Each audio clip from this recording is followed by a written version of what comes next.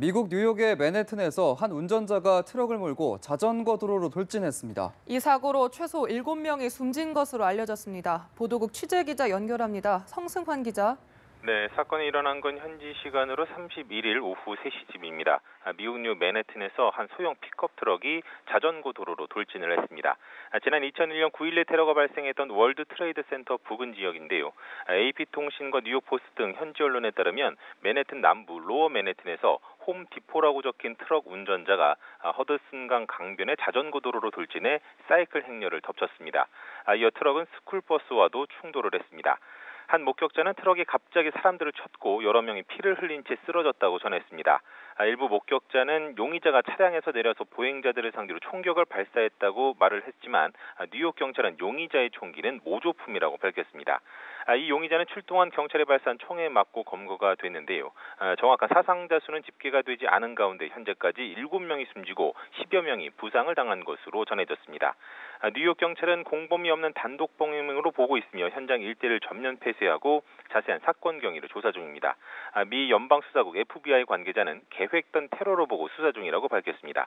지금까지 보도국에서 전해드렸습니다.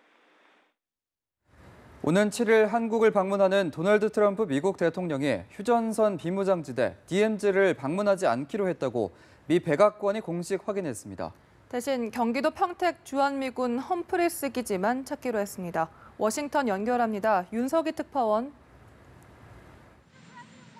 네, 오는 7일부터 1박 2일간 한국을 국빈 방문하는 도널드 트럼프 미국 대통령이 휴전선 비무장지대 DMZ를 방문하지 않는다고 미 백악관 측이 밝혔습니다. 미 백악관 고위 관계자는 현지 시간으로 31일 트럼프 대통령의 아시아 순방을 앞두고 가진 전화 브리핑에서 대통령 일정상 시간이 충분하지 않아 DMZ를 방문하지 않을 것이라고 말했습니다.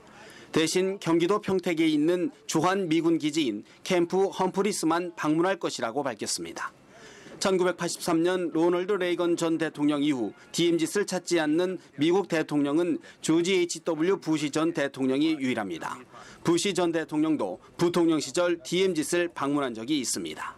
백악관 고위 관계자는 DMZ과 캠프 험프리스 중 한 곳을 선택할 수밖에 없었다며 군부대를 방문하는 것이 한미동맹 강화 등 메시지 측면에서 낫다고 말했습니다.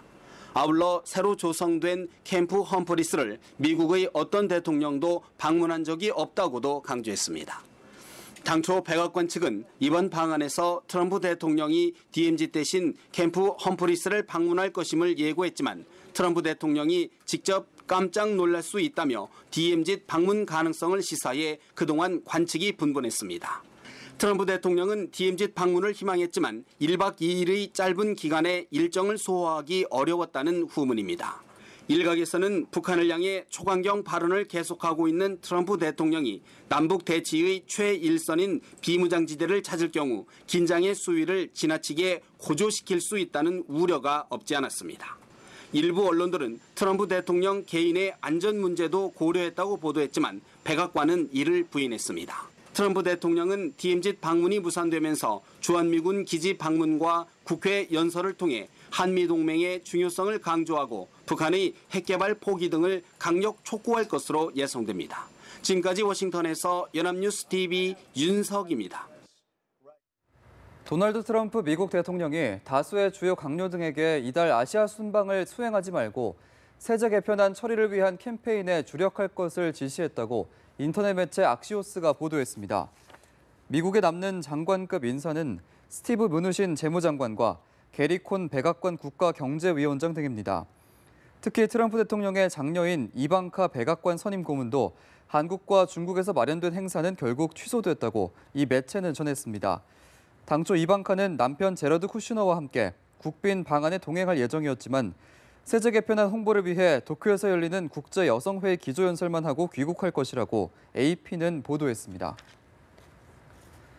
사드 배치를 둘러싼 한중 간 갈등이 1년여 만에 봉합됐습니다. 한중 외교당국은 어제 교류협력 정상화를 골자로 하는 합의문을 발표했는데요. 관계 발전을 위한 첫 조치로 한중 정상회담이 합의됐습니다. 고일환 기자입니다.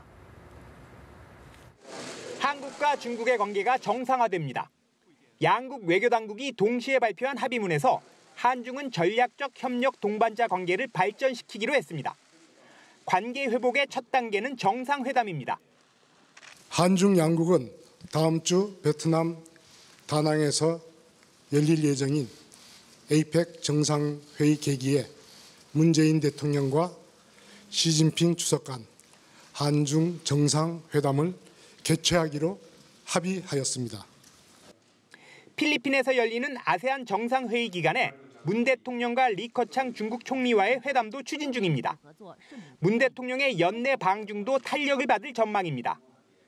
이날 발표된 합의문에는 중국의 경제 보복 조치에 대한 언급은 포함되지 않았습니다. 그러나 모든 분야의 교류 협력을 정상적 발전 궤도로 회복시킨다는 합의에 따라 경제 보복도 풀릴 전망입니다. 청와대 고위 관계자는 경제 보복은 정부 차원의 조치가 아니라는 게 중국의 입장이라면서도 중국의 정책은 무쇠솥 같아서 천천히 효과가 날 것이라고 설명했습니다. 우리 정부는 중국의 반발을 불렀던 사드 배치에 대한 유감 표명은 하지 않았습니다. 다만 사드에 대한 중국의 입장과 우려를 인식하고 사드가 중국의 전략적 안보 이익을 해치지 않는다는 점을 합의문에 명시했습니다. 중국도 한국에 배치된 사드를 반대한다고 재천명했습니다.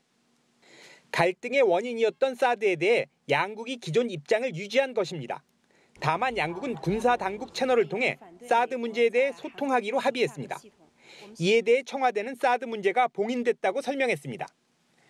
청와대 고위 관계자는 입장을 철회한 것은 아니지만 관계 발전을 위해 더 이상 언급하지 않고 봉인한 것이라고 말했습니다. 지난해 7월 사드 배치 발표 이후 본격화된 양국의 갈등은 1년여 만에 봉합됐습니다. 한중 관계가 얼마나 조속히 회복될 수 있을지 주목됩니다. 연합뉴스TV 고일환입니다.